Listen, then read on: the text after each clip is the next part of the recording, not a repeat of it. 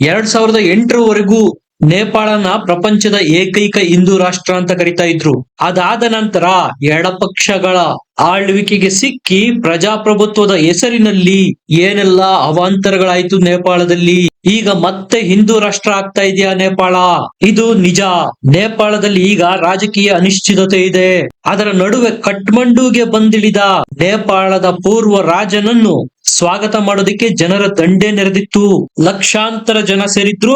ಇನ್ನು ಇಂಟ್ರೆಸ್ಟಿಂಗ್ ಏನಪ್ಪಾ ಅಂದ್ರೆ ಆ ಜನರ ಗುಂಪಿನಲ್ಲಿ ಯೋಗಿಜಿಯ ಭಾವಚಿತ್ರಗಳು ಸಹ ರಾರಾಜಿಸ್ತಾ ಇತ್ತು. ಹಾಗಾದ್ರೆ ನೇಪಾಳ ಮತ್ತೆ ಹಿಂದೂ ರಾಷ್ಟ್ರ ಆಗ್ತಾ ಇರೋದಕ್ಕೂ ಯೋಗಿಜಿಗೂ ಏನ್ ಸಂಬಂಧ? ಈಗ ಅಧಿಕಾರದಲ್ಲಿರ್ತಕ್ಕಂತಹ KP ಶರ್ಮಾ ಓಲಿ ಎಡಪಕ್ಷದ ಸರ್ಕಾರದ ಆಯುಷ್ಯ ಇನ್ನೆಷ್ಟು ದಿವಸ?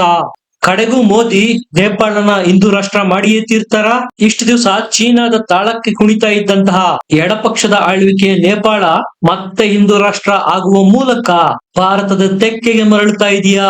ಮಾವೋವಾದಿ ಆಂದೋಲನದ ಮೂಲಕ 2008ರಲ್ಲಿ ಪ್ರಜಾಪ್ರಭುತ್ವನ ಅಲ್ಲಿನ ಜನ ಆಯ್ಕೆ ಮಾಡಿಕೊಂಡಿದ್ರು. ಆದ್ರೆ ಎಡಚರ ಸರ್ಕಾರ ಜನರ ನಿರೀಕ್ಷೆಗೆ ತಕ್ಕಂತೆ ಆಳ್ವಿಕೆ ನಡೆಸಲಿಲ್ವಾ? ಈಗ ಯಾಕೆ ಬದಲಾವಣೆಗೆ ಕೂಗು ಕೇಳಿ ಬರ್ತಾ ಇರೋದು?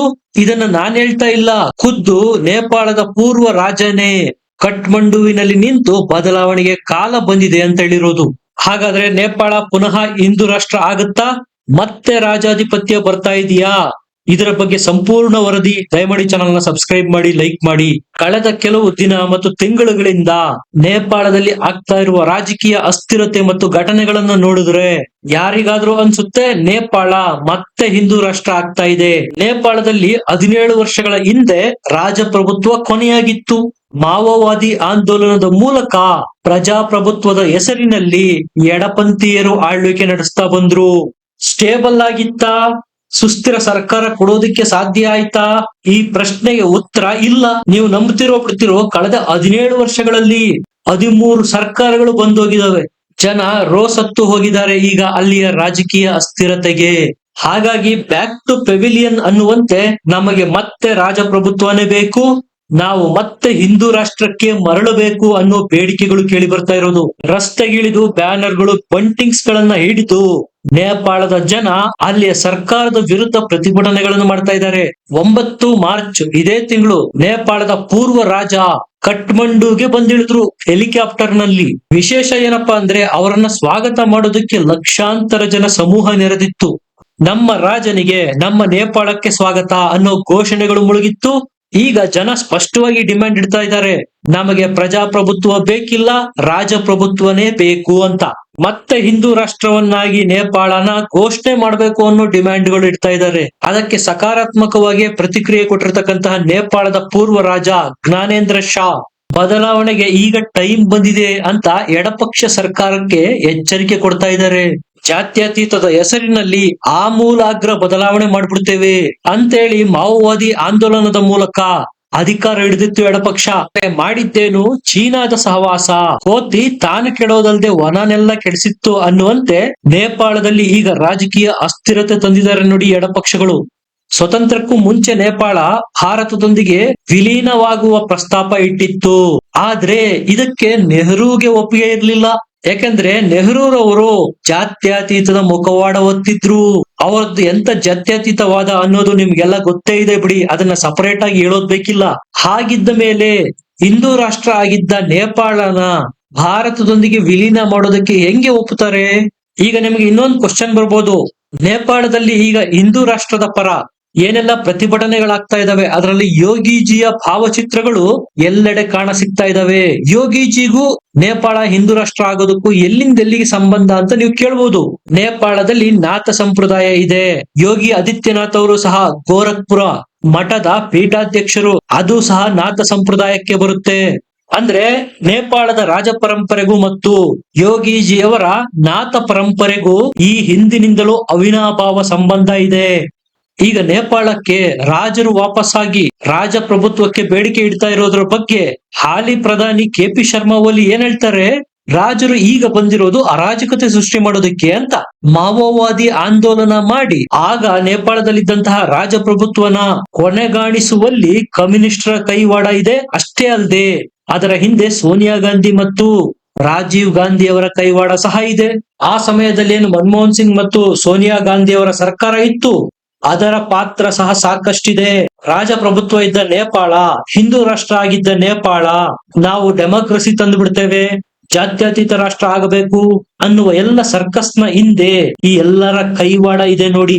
ನೇಪಾಳದ ರಾಜಪ್ರಭುತ್ವದ ಮೇಲೆ ಗಾಂಧಿ ಕುಟುಂಬ ಯಾಕಿಷ್ಟು ದ್ವೇಷ ಸಾಧಿಸಿತ್ತು ಅನ್ನುವುದರ ಬಗ್ಗೆ ಸಹ ಒಂದು ಇಂಟ್ರೆಸ್ಟಿಂಗ್ ಫ್ಯಾಕ್ಟ್ ಇದೆ. ಶತಾಯಗತಾಯ ರಾಜಪ್ರಭುತ್ವನ ಕೊನೆ ಮಾಡಲೇಬೇಕು ಅಂತ ಸೋನಿಯಾ ಗಾಂಧಿ ಮತ್ತು ರಾಜೀವ್ ಗಾಂಧಿ ಅವರು ಹಠಕ್ಕೆ ಬಿದ್ದಿದ್ದು ಯಾಕೆ? ಅದರ ಹಿಂದೆ ಒಂದು ರೋಚಕ ಸ್ಟೋರಿ ಇದೆ. 1988ರಲ್ಲಿ ರಾಜೀವ್ ಗಾಂಧಿ ಅವರು ನೇಪಾಳಕ್ಕೆ ಹೋಗಿದ್ರು 2ನೇ ಬಾರಿ. ಆಗ ಸೋನಿಯಾ ಗಾಂಧಿ ಅವರು ಸಹ ಜೊತೆಗೆ ಹೋಗಿದ್ರು. ಆ ಸಂದರ್ಭದಲ್ಲಿ ನೇಪಾಳದಲ್ಲಿದ್ದ ಪಶುಪತಿನಾಥ ದೇವಸ್ಥಾನಕ್ಕೆ ಹೋಗೋದಿಕ್ಕೆ ರಾಜೀವ್ ಗಾಂಧಿ ಅವರು ಮುಂದಾಗ್ತಾರೆ. ಸೋನಿಯಾ ಗಾಂಧಿ ಅವರು ಸಹ ಜೊತೆಗಿರ್ತಾರೆ. ನೇಪಾಳದಿಂದ ರಾಜೀವ್ ಗಾಂಧಿ ಅವರಿಗೆ ಒಂದು ಸಂದೇಶ ಹೋಗುತ್ತೆ. ರಾಜೀವ್ ಗಾಂಧಿ ಅವರಿಗೆ ಪಶುಪತಿನಾಥ ದೇವಸ್ಥಾನದ ಪ್ರವೇಶಕ್ಕೆ ಯಾವುದೇ ತೊಂದರೆ ಇಲ್ಲ, ಅಡೆತಡೆಗಳು ಇಲ್ಲ. ಆದರೆ ಹಿಂದೂ ಅಲ್ಲದ ಸೋನಿಯಾ ಗಾಂಧಿ ಅವರಿಗೆ ಪ್ರವೇಶಕ್ಕೆ ನಿರ್ಬಂಧ ಇದೆ ಅಂತಾರೆ. ಆಗ ರಾಜೀವ್ ಗಾಂಧಿ ಅವರು ಆಗಿನ ರಾಜ ವೀರ ವಿಕ್ರಮ್ ಬಹದ್ದೂರ್ ಶಾ ಅವರಲ್ಲಿ ಮನವಿ ಮಾಡ್ತಾರೆ, ಸೋನಿಯಾ ಗಾಂಧಿ ಅವರನ್ನು ಸಹ ಪಶುಪತಿನಾಥ ದೇವಸ್ಥಾನದ ಒಳಗಡೆ ಕರೆದುಕೊಂಡು ಹೋಗೋದಕ್ಕೆ ಅವಕಾಶ ಮಾಡಿಕೊಡ್ಬೇಕು ಅಂತ. ಆದ್ರೆ ರಾಜರು ಅದಕ್ಕೆ ಅವಕಾಶ ಕೊಡಲ್ಲ. ಕಾರಣ, ದೇವಸ್ಥಾನದ ನಿಯಮವನ್ನು ನಾವು ಮೀರುವುದಕ್ಕೆ ಆಗೋದಿಲ್ಲ, ಸೋನಿಯಾ ಗಾಂಧಿ ಅವರ ಪ್ರವೇಶಕ್ಕೆ ನಿರ್ಬಂಧ ಇದೆ ಅಂತಾರೆ. ಇದರಿಂದ ಕೋಪಗೊಳ್ತಾರೆ ರಾಜೀವ್ ಗಾಂಧಿ.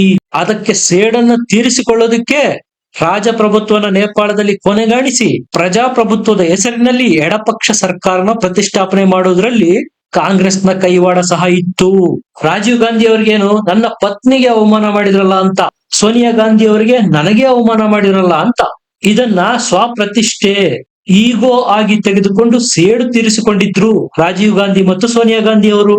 ಇವರಿಗೆ ಹಿಂದೂ ಪರಂಪರೆಯ ಬಗ್ಗೆ ಯಾವುದೇ ಗೌರವಾಧಾರಗಳಿಲ್ಲ, ಕೇವಲ ಪ್ರತಿಷ್ಠೆ, ಈಗೋ. ಅದಂಗೆ ನಾವು ಗಾಂಧಿ ಕುಟುಂಬಕ್ಕೆ ಸೇರಿದವರು, ನಮಗೆ ಪ್ರವೇಶ ನಿರಾಕರಿಸ್ತಾರಲ್ಲ ಇವರು ಅನ್ನುವ ಹಮ್ಮು, ಈಗೋ ಆಗ ಇವರಿಗೆ ಅಡ್ಡ ಬಂದಿತ್ತು. ದೇವಸ್ಥಾನದ ಪರಂಪರೆಯನ್ನ ಪಾಲನೆ ಮಾಡಬೇಕಾಗಿರೋದು ಎಲ್ಲರ ಕರ್ತವ್ಯ. ಅದು ಪ್ರಧಾನಿಯಾಗಿರಬಹುದು, ಸಾಮಾನ್ಯ ಜನರೇ ಆಗಿರಬಹುದು. ಆದ್ರೆ ನಾವು ಗಾಂಧಿ ಕುಟುಂಬಕ್ಕೆ ಸೇರಿರೋರು ಅನ್ನುವ ಒಂದು ಟ್ಯಾಗ್ ಲೈನ್ ಇದೆಯಲ್ಲ, ಅದು ಏನೆಲ್ಲಾ ಮಾಡಿಸಿತ್ತು ನೋಡಿ. ವಾಪಸ್ ಭಾರತಕ್ಕೆ ಬಂದಂತಹ ರಾಜೀವ್ ಗಾಂಧಿ ಅವರು ನೇಪಾಳದ ಮೇಲೆ ವ್ಯಾಪಾರದ ನಿರ್ಬಂಧ ಏರೋದಕ್ಕೆ ಶುರು ಮಾಡಿದ್ರು. ನೇಪಾಳದ ಅರ್ಥವ್ಯವಸ್ಥೆ ಹದಗೆಟ್ಟು ಹೋಯಿತು. ಹಣದುಬ್ಬರ ಆಕಾಶದೆತ್ತರಕ್ಕೇರ್ತು. ನೇಪಾಳದಲ್ಲಿ ತ್ರಾಹಿ ತ್ರಾಹಿ ಅನ್ನುವ ಪರಿಸ್ಥಿತಿ ಬಂತು. ಅದೇ ಸಂದರ್ಭದಲ್ಲಿ ನೇಪಾಳದಲ್ಲಿ ಮಾವೋಯಿಸ್ಟ್ ಆಂದೋಲನ ನಡೀತಾ ಇತ್ತು.